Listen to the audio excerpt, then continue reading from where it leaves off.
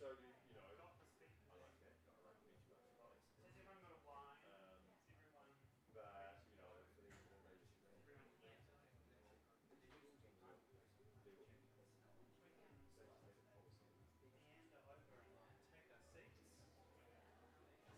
at first. Okay. So I'll go. I'll go. Then Simon Devitt will go.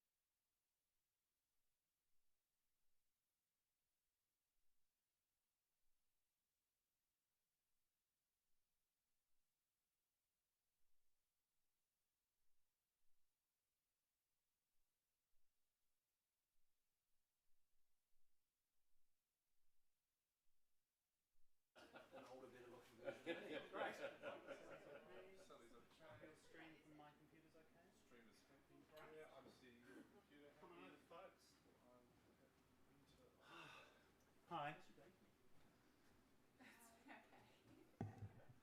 Thanks for coming, you guys.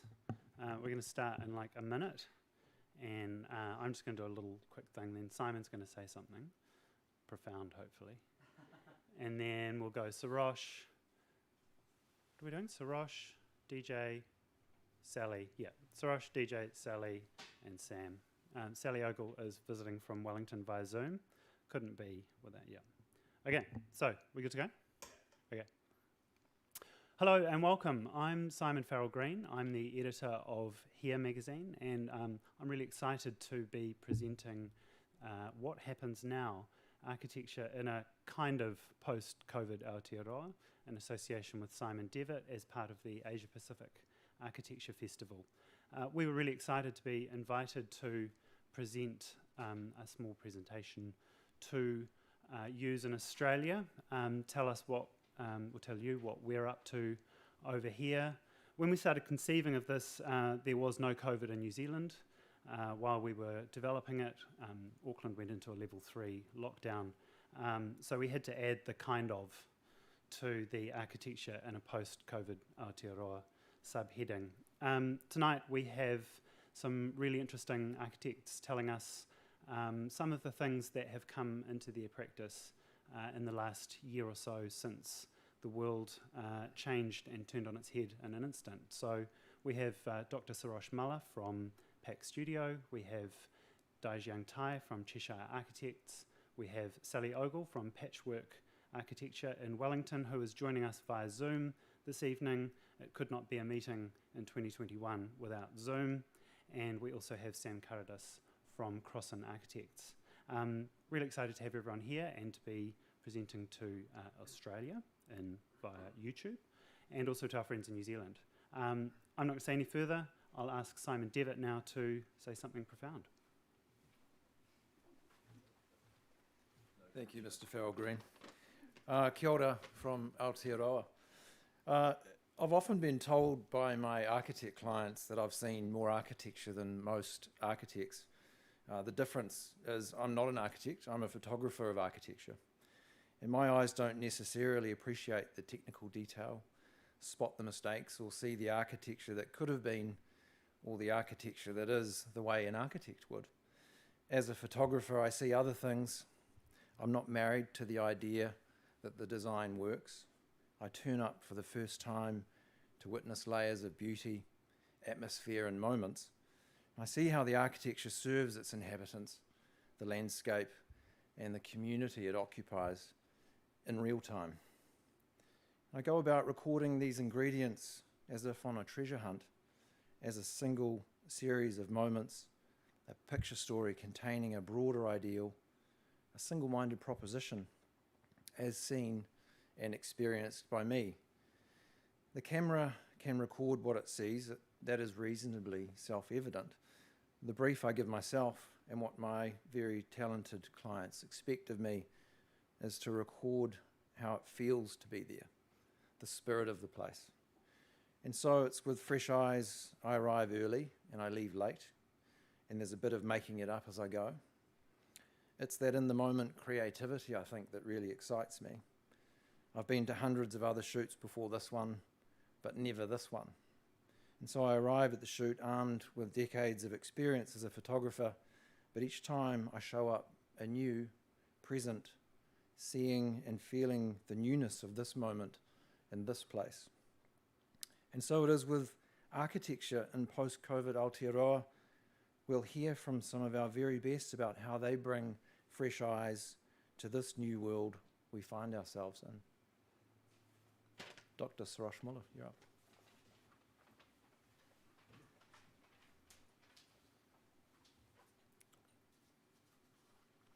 Okay, thank you both Simons. I hadn't quite appreciated how eloquent both of you have become over the time that I've known you. So I think that this will be a much more kind of flowing presentation than you may have wanted.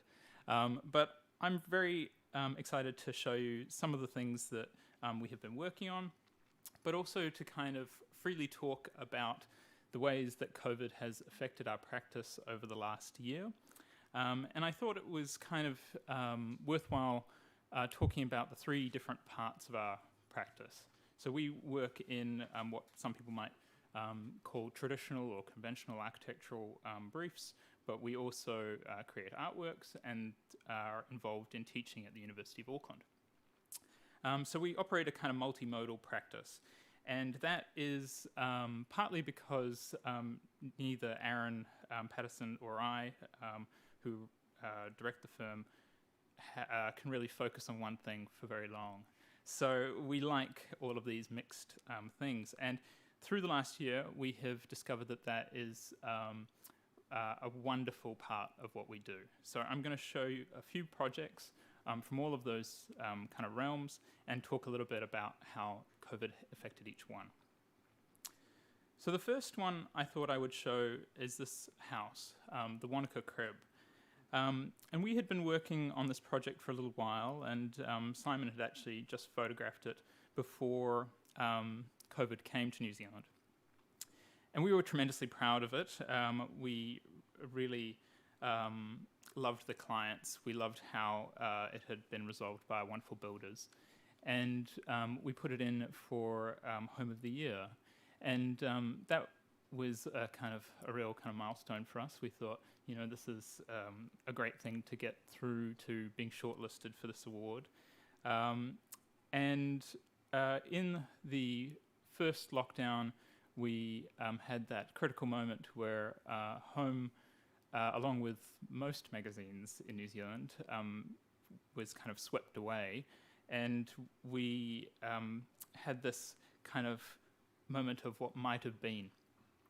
But at the same time, as I'm sure Sam may speak about other projects from that, we had this moment of seeing what that sort of publication and what the kind of next iteration of that would become with Here magazine.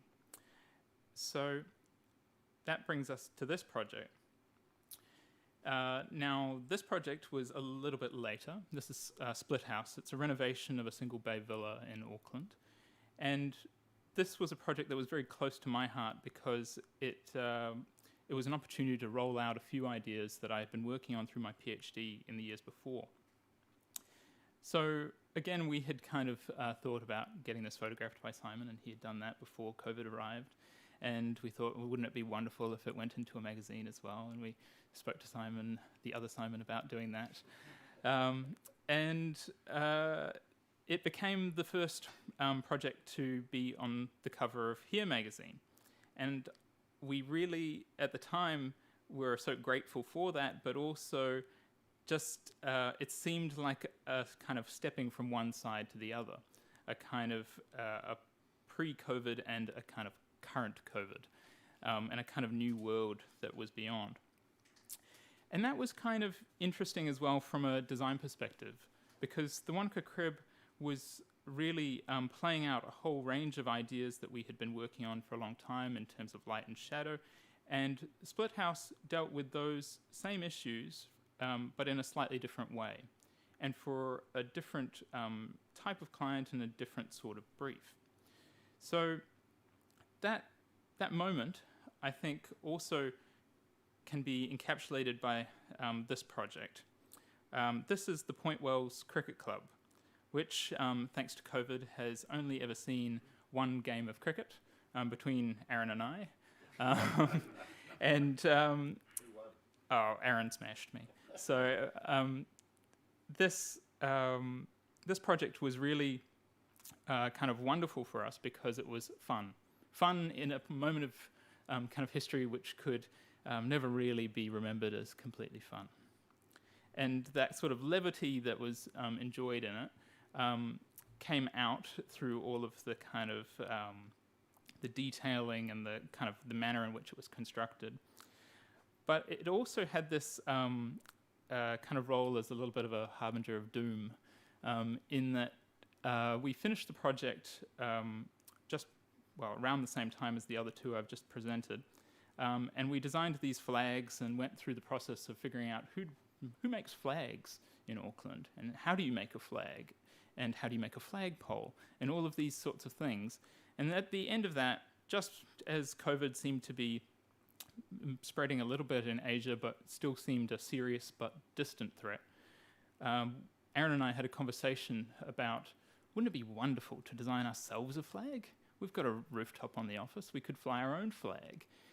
And in that moment of incredible hubris, COVID came and half of our clients cancelled their projects. And so now we think that any time we get to a point where we can consider spending money on designing a flag to our own glory is usually going to be a sign that things are too good.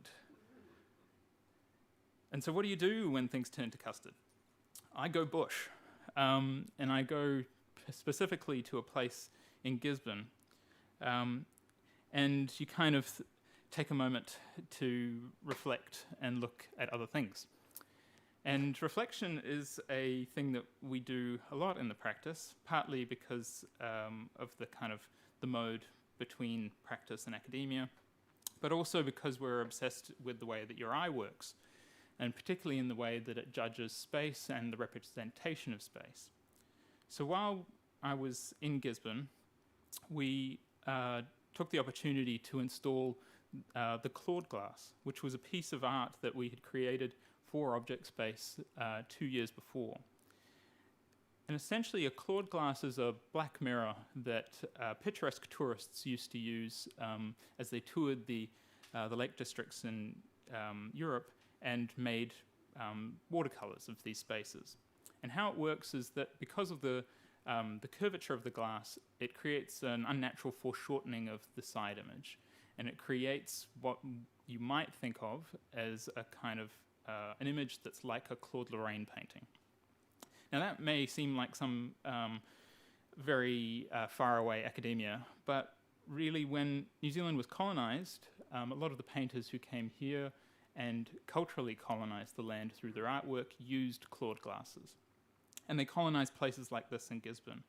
And they created images of the landscape using these glasses. The glasses they used were small, sort of handheld things. And so we thought that it would be interesting within a space that was actively being reforested with native trees, that we could look at an architectural scale of what that could be. So as the practice had a moment of crises, we turned to another mode.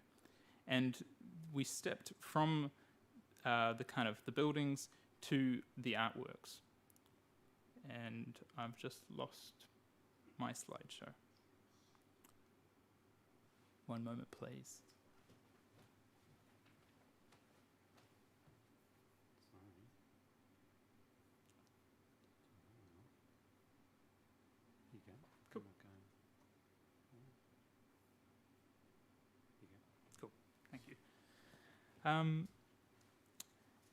So I think in looking at what's next or what now, I've always thought that it's useful to look back at what you've already got.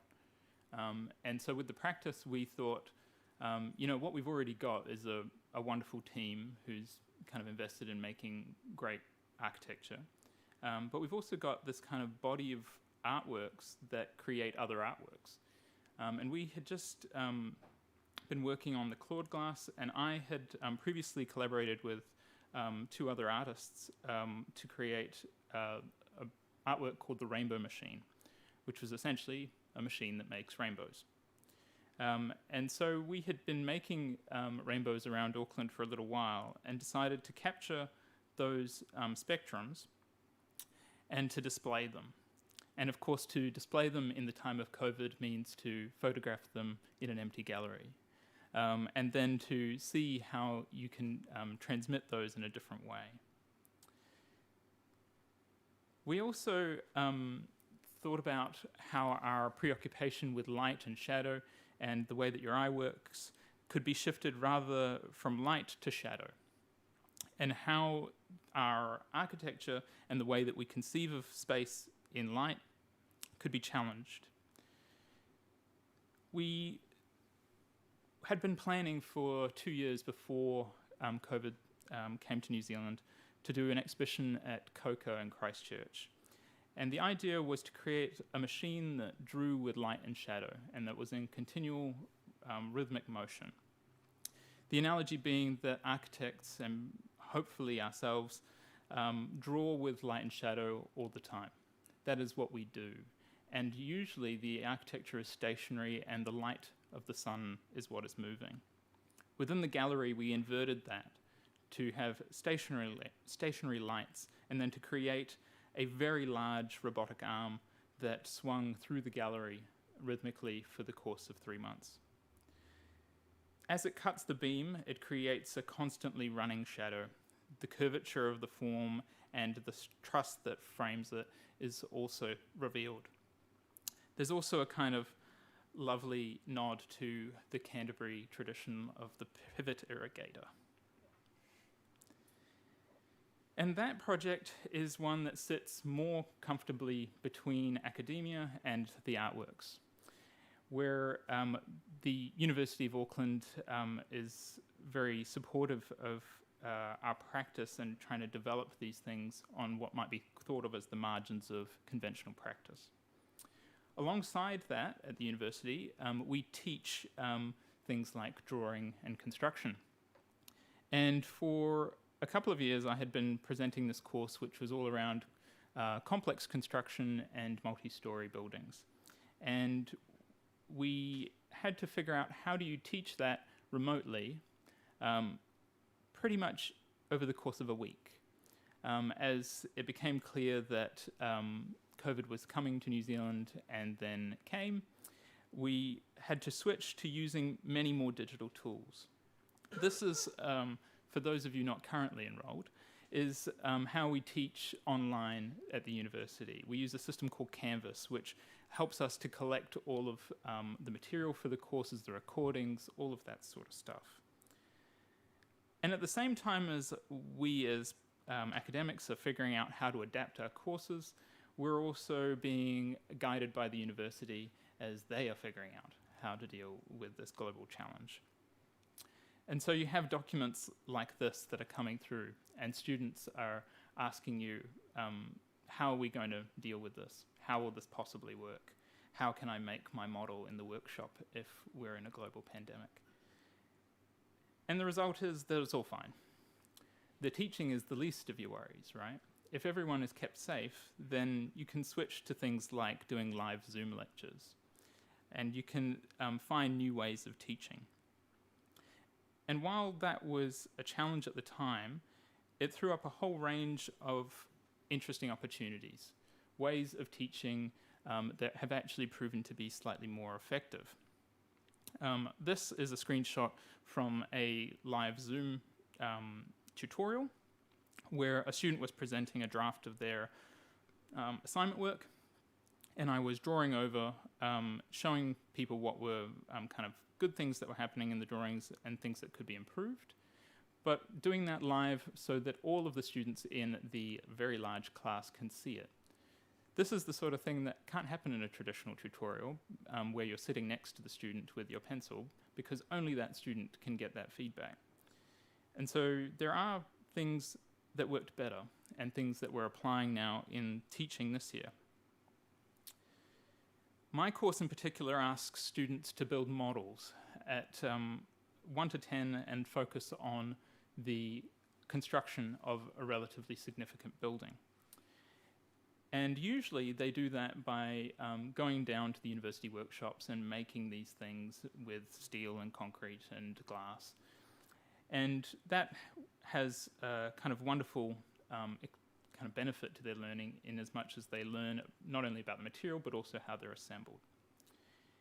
So we had to figure out, how do you deliver that same sort of learning experience while the student's not allowed to leave their home, all stores are closed, and there are essentially no materials available. And the students made wonderful things. They chopped up folders from other courses and made models. They used cardboard from packaging material that was coming with their groceries. They did all sorts of things, and they made the best models that I have had while I've been teaching this course. So there was a kind of lesson for me there in realizing the kind of resilience of the students, but also the fact that those restrictions could really be seen as something powerful for what we do next. And that's actually why I love teaching, because every time I do it, I'm reminded of how I can do practice better and how I can go back, find something new. So that's where I'll end. Thanks very much.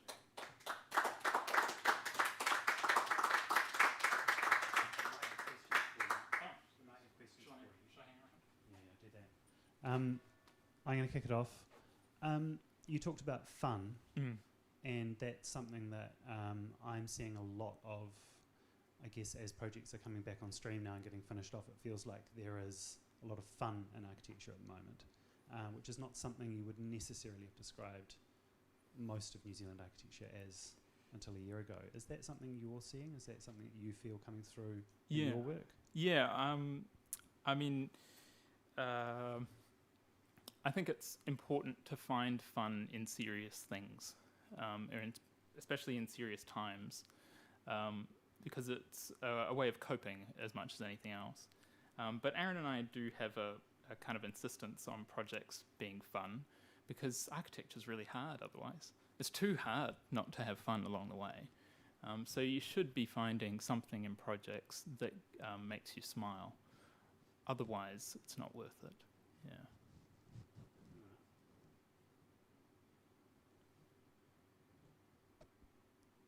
You're released. Thank you. Thanks, Sarosh.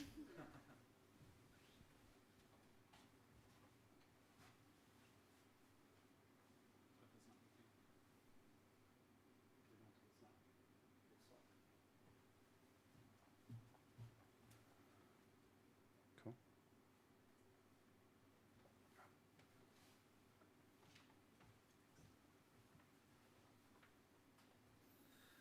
Kia ora, 大家好. I'm DJ. I'm from Cheshire Architects, and I'm so happy to be here, seeing all the familiar faces. Tonight I'm going to be talking about a project that we have completed last year during the pandemic, and it's the Hotel Bernamat. We have spent a long time making this project, but tonight I'm going to be focused on talking about the periphery projects around the hotel that shapes the public realms of this very special building. So what you're seeing here is the 10-story tall Bernamat Hotel. It rests against a block of heritage buildings. What you're seeing on front is the Masonic Buckland building. And the hotel extends its way to the top of that heritage building and in and around it. So tonight I'm going to be focused to talk about a few hospitality projects that all opened at the same time with the hotel, and they are all saturated within these heritage buildings and the new hotel. So what you're looking at here is the downtown Auckland Britomart. The 9 building blocks right in the middle is the Britomart. The glowing little square on the bottom is the site of the hotel. This is a ground floor plan zooming into that particular block, and the little colorful squares dashed around that glowing laneway is all the hospitality project that gives shape to the public realm. And these little hospitality projects are super important because right from the concept of the hotel, the idea is that the 10-story building is just a room for people to sleep in, and the precinct is the hotel itself. So all of these projects I'm going to talk about tonight was designed and opened during the pandemic year last year. And they all repeat and celebrate a type of Britomart language in its, so this is just a ground floor plan, but in Britomart you find surprises everywhere. So it extends itself into level 1 of the heritage building and also the basement of the heritage building. So I'm gonna start with the main restaurant on the hotel ground floor. So the yellow glowing L-shaped thing in the middle is a new laneway that we have created that connects the Custom Street and Galway Street, 2 big streets. And the public can go right through that laneway.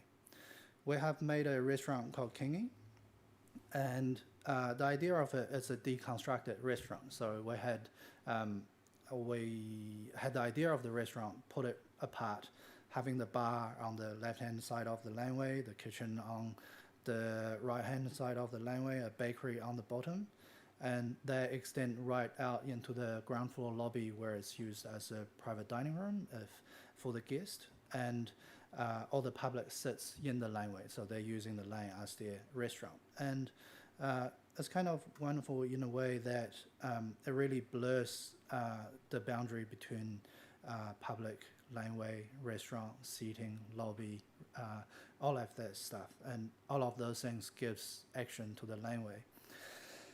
So this is a photo when you are approaching the laneway. It's right in the middle between the heritage building and the new hotel building. And out towards the end is the restaurant Kingy. You can sort of see the glow of the chandelier.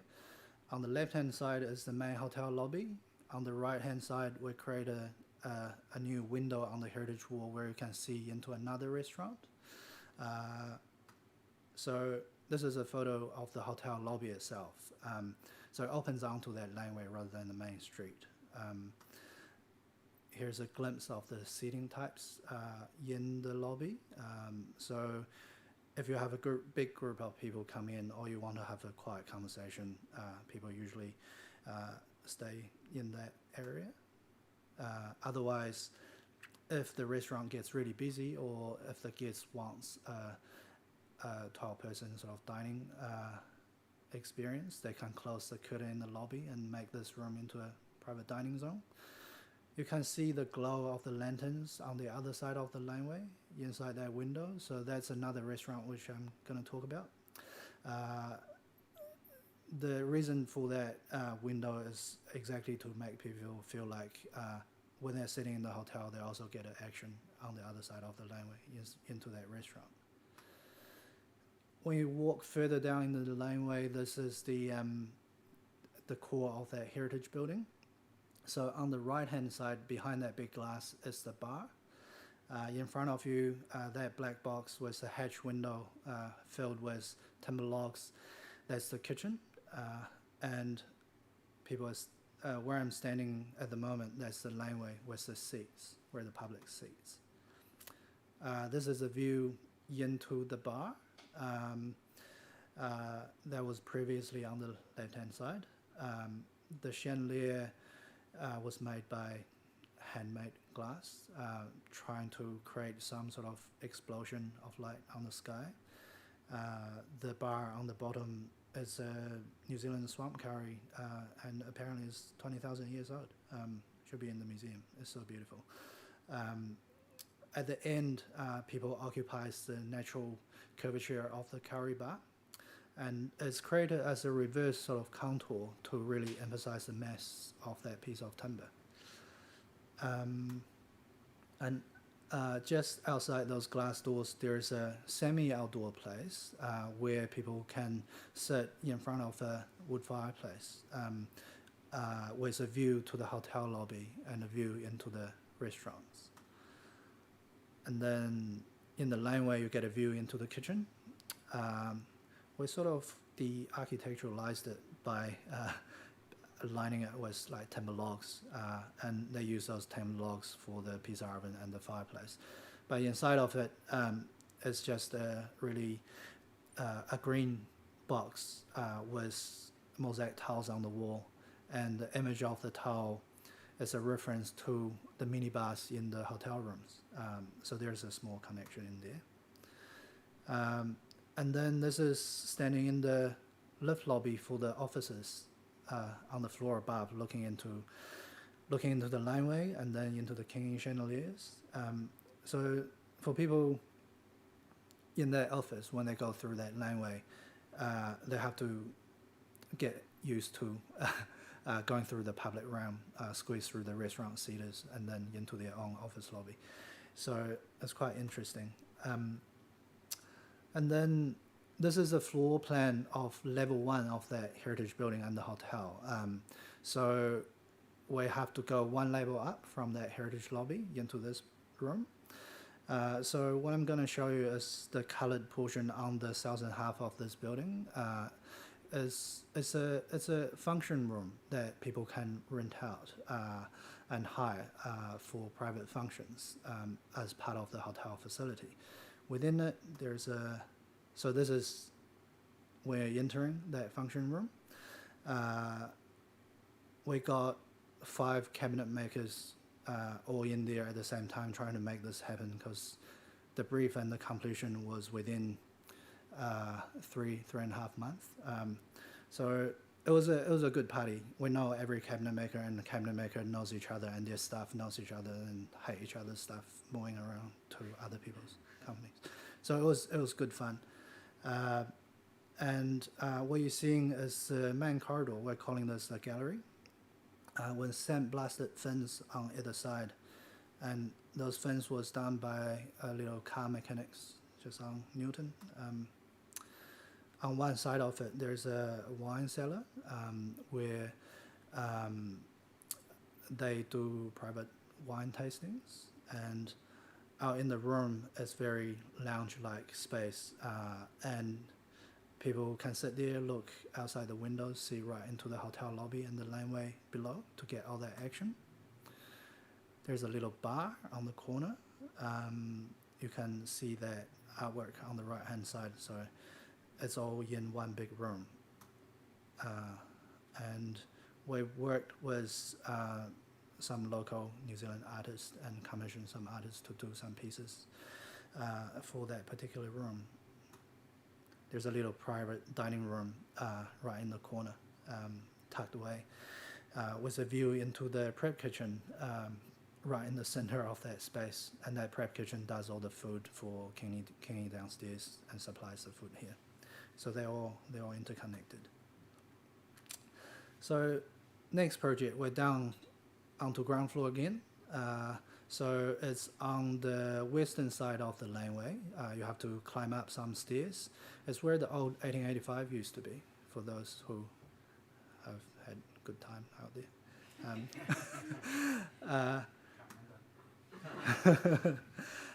So we've moved Cafe Noi to this new location. It used to be on the other side of the building. It's a Southeast Asian restaurant, so we've taken all the big lanterns over. It's the shell of the building is very similar to the original shell, which we have created 10 years ago, 12 years ago. So 10 years now, the new Cafe Noi finds its new home. And all these things happened really, really fast. It happened right in the middle of the pandemic, and we were categorized as essential workers. So we were just there with the trade, making those things happen while there's no one on the street, no cars on the street. Very strange, but very exciting at the same time. So I view it in that conservatory space. Next one, you climb up some stairs again from that ground floor, just off Cafe Hanoi, is the parlor, which is the private dining room of Cafe Hanoi. And this happened really fast, in 3 weeks. We've relocated the old bar of Cafe Hanoi, put it on the back wall, got all the tables that we can find, all the chairs that we can find in Auckland that look suitable in the space, got it in, put the curtains up, got side light shining behind the curtains, so we get just the right amount of light. And it's a staging exercise. The space, when you get the right elements in, it's just a beautiful dining environment. And then we're onto the far side of the hotel. So this restaurant is called Mr. Morris, and we're working with a very amazing chef, Michael Meredith, to create this restaurant. It's the old Cafe Hanoi space. And the building shell is very similar across all of these buildings because they are all the same 140-year-old heritage building. But the treatment is slightly different. So with Michael, things are always very fine, very delicate, very well resolved. So as you can see in here, it's a pale color tone. All the chairs are stacked up perfectly straight. Yeah, he's a very particular chef. He wanted to work in a very particular sort of environment. We created these lights ourselves. Like the beauty of this hospitality project is that you're basically project managing them. You're on site. You're managing costs. You're managing contractors. You're calling them. You're stressed as much as the client, and you're hands-on making these lights, cutting it to the right shape, getting into the sandblasters, tying those heat seams on the fittings, all of those things. And then now we're at the basement. So it's called Mrs. Morris. It's a private dining room for the same restaurant. When we were going to do Miss Morris, we were just going to leave the basement vacant. But at the time of Miss Morris opened, it was towards October, and we thought we'll make the most of the Christmas, therefore open the basement private dining room as well. So that happened really fast. That happened in 3 weeks' time as well. Yeah, so it's the completely opposite to the upper floor. Things are very dark, very moody. We replicated some of the similar languages with the fabrics, with the marbles that were selected, but otherwise it's just a slightly darker version of Miss Morris upstairs. And this is the last one. This is under construction at the moment, and the scheme has been around for a long period of time. The operator is the same as Cafe Hanoi upstairs, and we wanted to do a Chinese restaurant in Britomart for a long, long time, and now we have finally vacant the basement of the old 1885. And it's an amazing space. There's no daylight, so we create a little window of the laneway.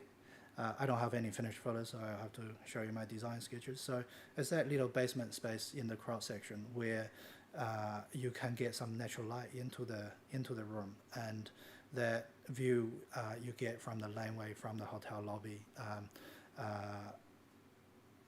But at the same time, it's a dark, intense restaurant. Was an intense sort of environment where all those things that we hope to have in a Chinese restaurant, we're all dumping it here. That's my last image, and project is going to be complete end of April.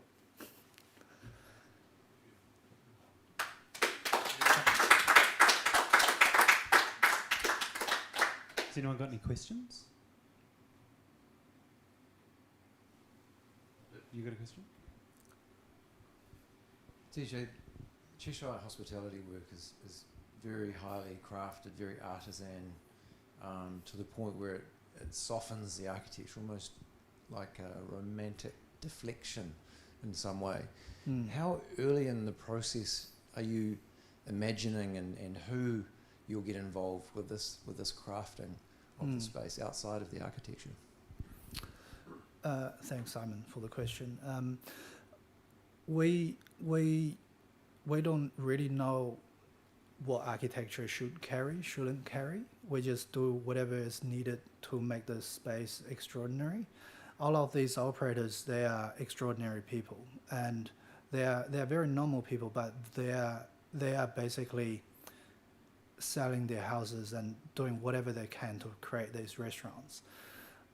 And especially in the pandemic, it's particularly hard for these hospitality operators, and putting everything on the line to create this restaurant just means that we got to try everything we can to get the best thing out of it. So stepping back, we are usually involved right in the beginning of selecting a venue for them, talking about the ideas.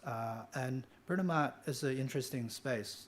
We have a good relationship with the leasing manager. We have long-term relationship with these operators. So the conversation starts all the way back at the leasing stage where we select the menu and venues. And then once we select the venues, once we know what the offering is, there's an extremely large amount of written notes that gets exchanged. We try to describe it in words before we draw anything. And once you get the words right, the drawing, these sketches just comes about. And the sketch captures what the text doesn't quite capture, which is the atmospheric values of it. And we then just go out and find whoever that can help us execute the idea. For example, the lights in Miss Mars, we don't know who can do a timber circular shape, sort of rough timber light. And we found these car mechanics and Newton who does sandblasting to refurbish like old cars, because those cars doesn't have any galvanizing. We're like, can you sandblast some timber for us? They're like, oh yeah, okay. And then they loved it. They loved the process. All those handles that we casted for the front door, like we didn't have the idea of casting a handle at the beginning of the project. It's just that we want a tree branch handle. What do? There's a tree in my house that looks kind of cool. You just like chop down the tree and find a metal caster who's willing to cast it for you. Like there's no really prescribed way of doing it, but that's also the beauty of us in New Zealand or Auckland. 10 years in the field, you get to know like everyone, and everyone knows you. Everyone loves being pushed, and everyone loves to work on a challenging thing. So like, the private dining room in for Cafe No, because it was done so fast, we have to like borrow some lights from the showroom, then cut down some curtains, and then wrap around the lights for it to be the shade. And because it's the staging that we're creating for those restaurants, it's really honest when you do that as well. It's not like we're faking it. It's really, really honest. You can see what's going on when you're in that space, but it enhances the environment rather than diluting it. Does that answer your question? Very much so. Thank you. Cool.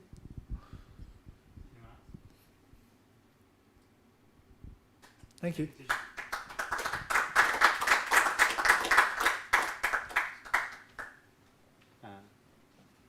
So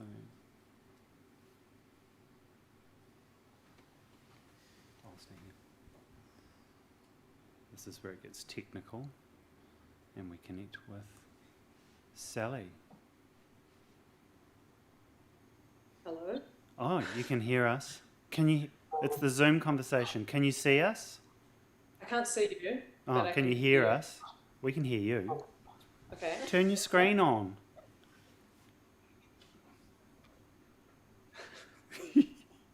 There you are. We can see you.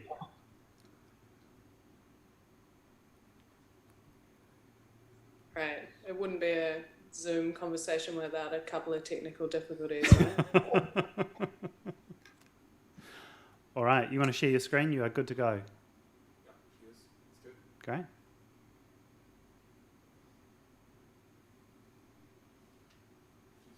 You're good to go, Sally. Okay, you can see my screen now? We can. Okay. Well, thanks for having me, and thanks for letting me do this from home as well. It's really nice. My first thought when Simon asked me to do this was this talk entitled Architecture in a Post-COVID New Zealand, or something like that, was, are we post-COVID?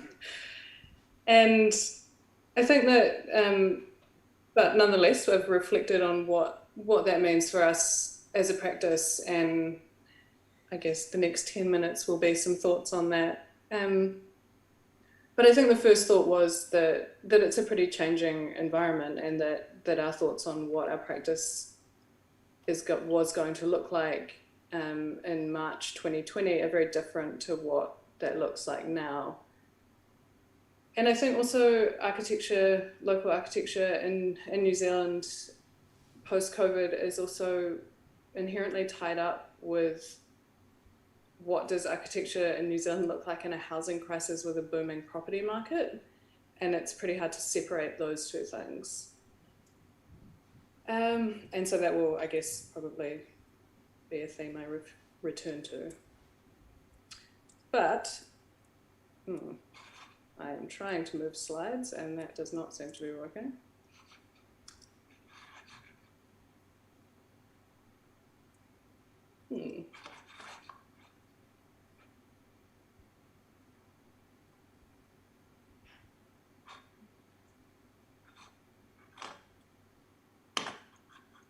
Is there any reason your end why I can't do that?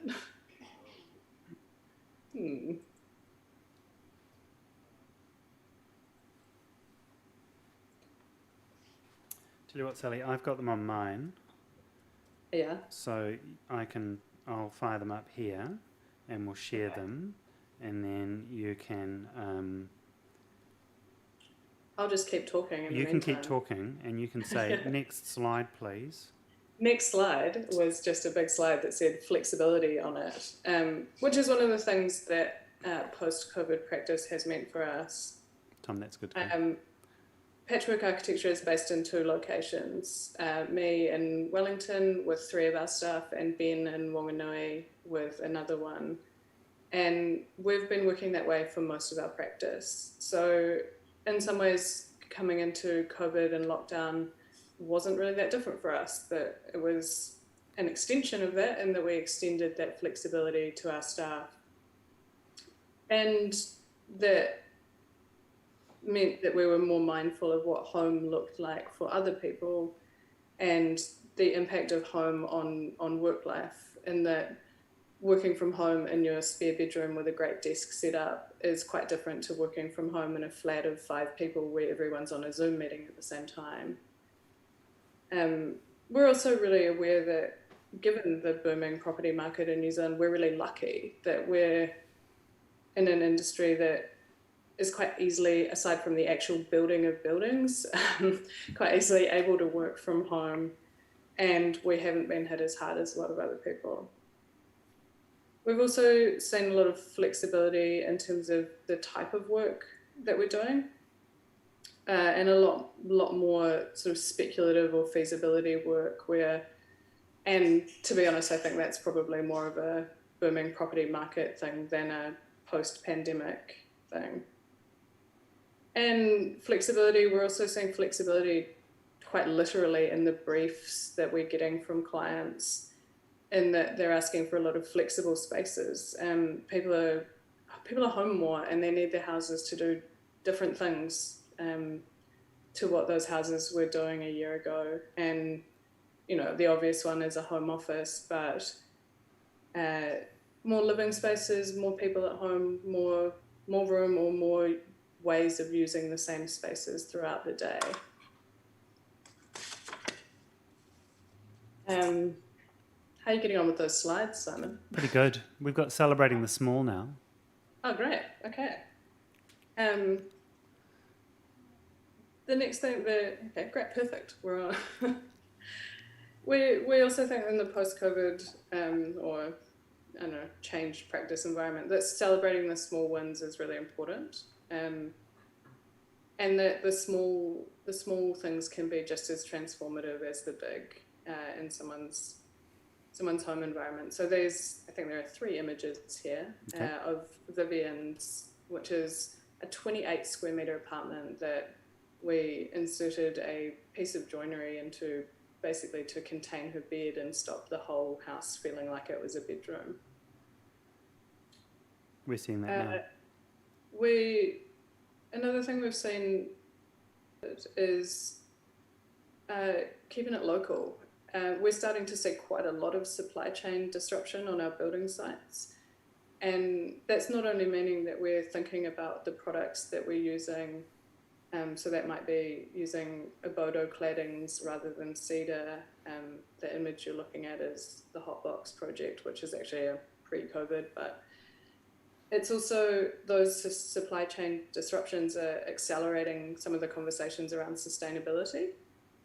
And that in tandem with some of the new policies that the government has released about no more gas connections after 2025, we're seeing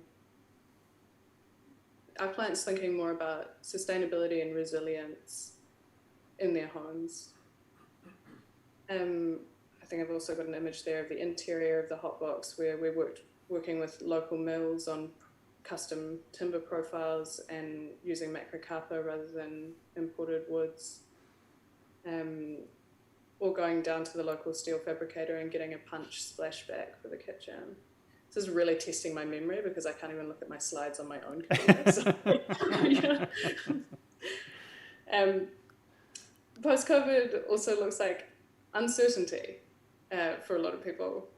And so for some, that's about creating some certainty, if they can, about their home environment. And so for us, that's us back in our niche of super difficult, steep sites on super tight budgets, and how to give our clients as much house as humanly possible without building very much at all. So what you are hopefully looking at are some images of a house we've been working on at the moment in Wellington, where we're trying to give the clients as much flexibility in the space as possible by actually building as few walls as possible. Giving them a sort of a core and some space that can be arranged and reconfigured in many different ways. That's also, I think, something that's coming out of the booming property market and the supply chain disruption, which means that we're seeing the cost of building rapidly increasing. And so how can we build as much as possible for as little as possible, cost-wise too? And quality is the other, I guess, thing we're seeing coming out of this, is that people are home more and they want that home to be a really special place if that's possible for them. And it might be quality over quantity. I know when I was talking to you, Simon, a couple of weeks ago, you were saying that one of the first things you did starting here was up the production values as high as possible to the point where the paper was as thick as it could be without it being literally impossible to turn the page. And I think that sort of sentiment is something we're thinking about in our buildings as well, particularly the bits that people touch and engage with and live with and look at every day. And if you're home more and working from home, those become even more important. And I think that might bring me to the end of all of my slides. It does. Yeah, with no idea whether that was there 10 minutes. That was perfect. Tell us a bit about this project, Sally. That's the one up in Wairarapa, yeah?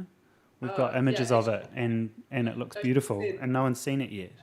There's a sneak preview of something that Simon Wilson photographed for us about 2 weeks ago. Coming soon on our website, I guess. It's a house that has been a really slow, long project for some amazing clients out in the Wairarapa.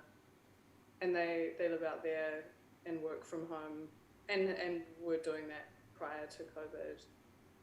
It's quite a small house. I think it's less than 100 square meters, but really beautiful and finely crafted. And we were lucky to work with a builder who understood that and took it to the next level with his attention to detail and perfectionism as well. So we're looking forward to seeing the final photographs of that one too. Cool.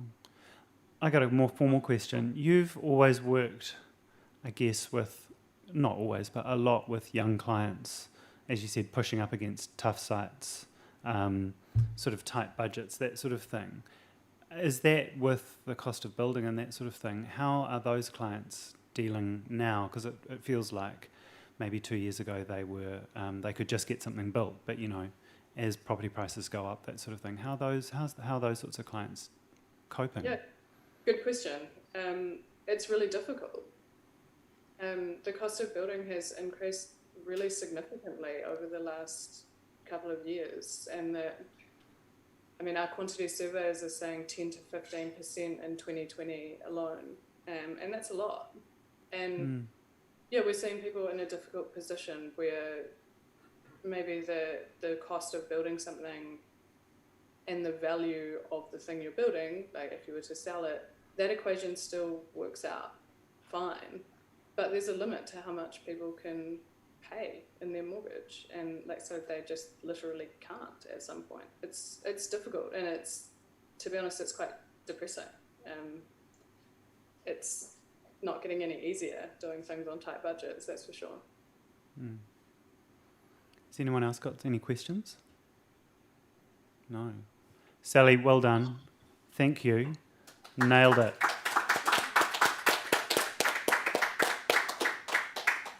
We'll try and get the technical things right another time. Cool. All right. I'll just get us to the other one. All right, Sam, you're up.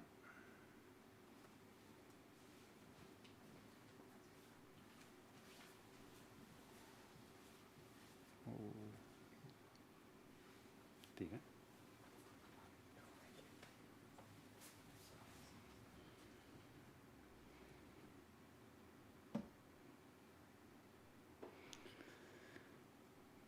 I want to say a big thank you to the Asia Pacific Architecture Festival, to Simon Farrell Green at Here Magazine and Simon Devitt for what feels like amazing honour and privilege to be talking amongst such great practitioners. I stand here in front of you as a representative of the Crossan Architects team, and there's the gang there. What happens now is a really interesting question, in that, we all went through the uncertainty and, concern around COVID. And, at Crossan Architects, we feel incredibly privileged to do the work that we do and to have popped out the other side in a position where we have been able to bring some new members onto our team. Tim Tosin and Alex. And in terms of, again, what happens now, we found ourselves in that position, having gone through, these kind of work moments, to having to cope, as we all did, in these kind of virtual realms, in this different scenario where, for everyone, it was very apparent that the experience of COVID or isolation had some really key kind of threads that were common amongst all of us, but, also was being experienced very differently by everyone. Fundamentally, the workplace which, you know, was very segregated from the home space, suddenly became very blurred, and the workplace became the playground, the schoolyard, the home and the office becoming this blur. And so we, you know, like it seemed many of our colleagues did, you know, tried to have some fun with it, tried to continue connecting on a you know, daily basis, and, you know, having our weekly kind of session at the end of the week, and popping out the other side and being incredibly excited to be back at the office in a new kind of way. We pose this question: what happens now? And as a practice, we talked about these 4 kind of ideas that were prevalent in our work before, but we feel will be even more important going forward. And so what I'd like to do tonight is frame these ideas in relationship to a number of projects. And the reality is that they blur as well. And so if we talk about connection, and connection in relationship to COVID and isolation, you know, there is this sense or this need or want for connection, but at the same time, in certain circumstances, a desire for disconnection, obviously depending on your circumstance. So taking this project like mine, we talk about connection in relationship to this project in a landscape, but also spatially creating connection through a kitchen, dining, living experience that is kind of blended.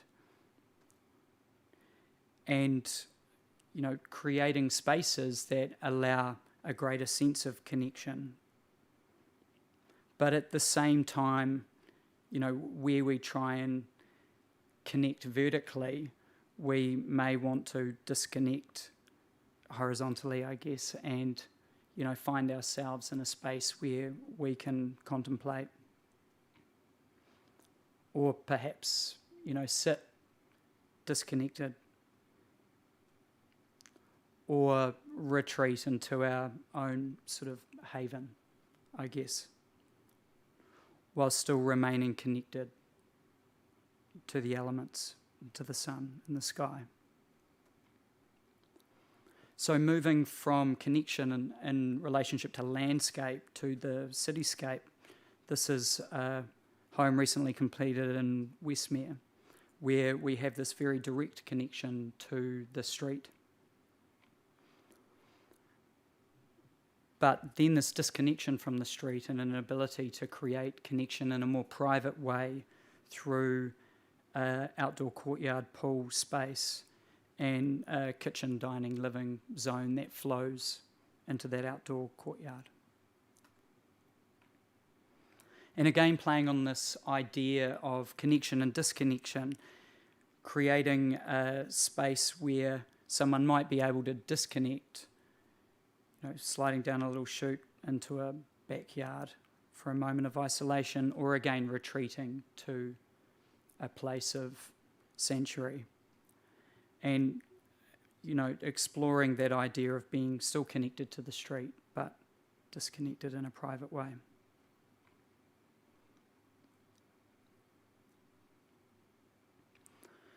And so if we consider that idea of intense connection and disconnection through our lived experiences through 2020, and a desire to, you know, connect or disconnect, is there a way that we can use craft in order to enforce that? And so, for instance, in this project, there's, through the crafting of these lovely large bifold doors, there's the ability to open up and become very, very connected in the landscape, or close those down and become disconnected. Or crafting these doors which allow the occupant to slide and manipulate their space more. So in this scenario, you know, you've got this flow between kitchen, dining, living space and a view into, you know, the more vertical space where the bedrooms are. Or closing or manipulating that space through the craft of these doors in order to create a high level of intimacy. And so, again, playing on that idea of craft, is there a way to, through connection, create some joy and fun in this space? And so in this scenario, we've got these hatches that pop open and allow the occupants to connect together through the vertical space. And crafting in such a way that it kind of reveals how something comes together, but creates permeability and connection. And some joy that's realised through that craft of those lovely big doors. Again, thinking about the idea of craft, this project is a realisation of a really unique client in a slightly more suburban context who had a fantastic art collection and was a very close friend of the practice. And so, therefore, we created this crafted object that sits in this context in a very sculptural way, a little piece of art for the client. And through the sculpting, we get this expression of circulation and potential of connection to a rooftop terrace later on that, when you move internally, is expressed in this interesting kind of crafted way. Space compresses and releases and heightens a sense of being within the piece of craft. And that extends again to, this expression which allows a connection and a sense of how something's been put together. And so, considering what happens now, the thinking is that our clients are going to be approaching us with a greater sensitivity of their space, having quite simply spent a lot more time in it and having had to contemplate and negotiate that blending that we talked about. And those ideals that we've talked about already, connection and craft, will become evident. And what we like the idea of is, and we feel will be more poignant now, is this idea of a client's brief being incredibly robust and us interpreting that and trying to create in a way which is incredibly meaningful and important to each of those clients. So I'm going to share these two projects which are really reflections of a specific brief and a specific client in a given context, which will never be repeated anywhere else. And so this here is a project which was for a America's Cup veteran who talked to us about his past in that space. And so we created this notional boat hull that had been flipped and pushed and pulled to create these kind of dynamic spaces that kind of push and pull and connect you in different ways. A space that we feel, would have been fantastic to have been isolated in. And playing on this idea again with what we call the DNA house, which, again, given the context, has been realised in this very specific way, but talks about a client in a very specific manner where, literally DNA has been, coded and interpreted and expressed in a way which really frames the house and creates this beautiful meaning to the project.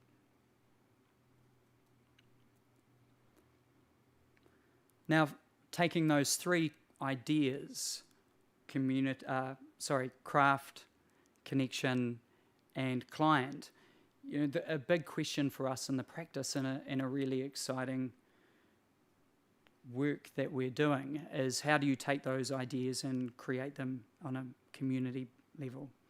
And so in this example, we've got this project called Boatshed Bay in Snells Beach, which is a series of notional boat sheds that are expressed and realised in a very individual way, but are also very connected. and have spaces within and around them which are all about the community. There's barbecue spaces, there's gardens, and the feedback that we're getting from our clients is that this has been really successful in terms of bringing people together and creating those things that, you know, perhaps through isolation, certainly I found myself yearning for. And community in Manukau, we have explored, this is our Katuitui project, where again we have a series of terrace homes which have this individual expression, this unique texture, volume, and explore the idea of how you create community, how you create connection, how you create a sense of individuality in the context of a larger whole. And so coming back around, those four notions or four ideas that we've talked about, connection, craft, client and community, have really been incredibly important to us in the realisation of our projects in the past. But we're really looking forward to moving forward and exploring them with our clients into the future.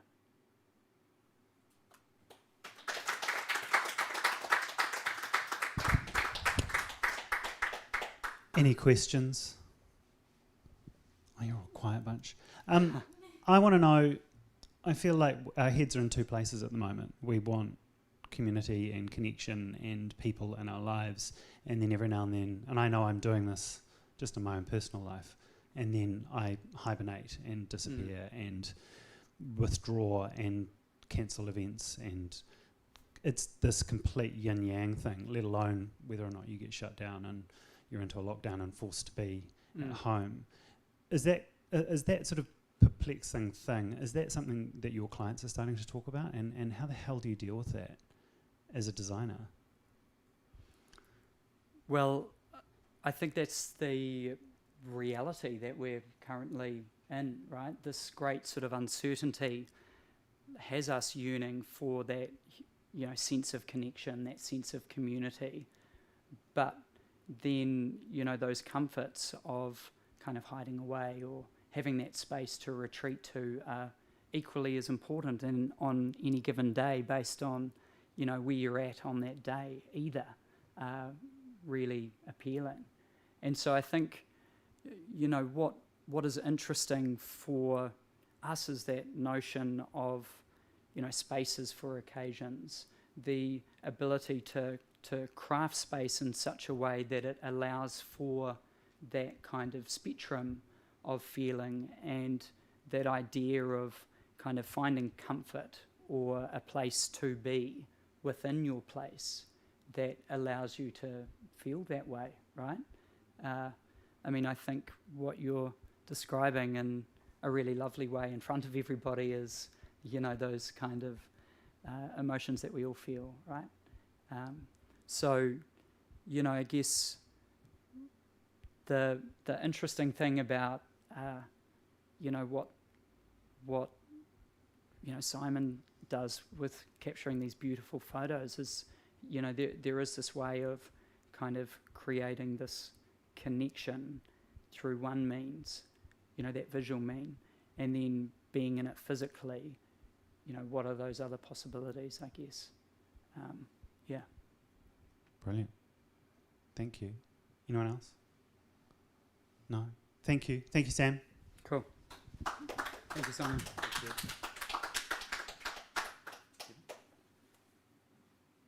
Just want to say thank you very much to all our speakers.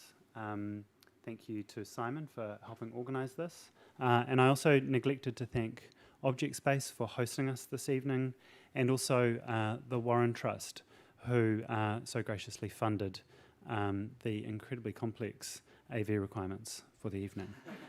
So thank you to them. Simon? Thank you, Simon. Thank you for organising all of this in my absence. And thank you all for coming along tonight. Brilliant. Thanks so much. Thanks. Well done.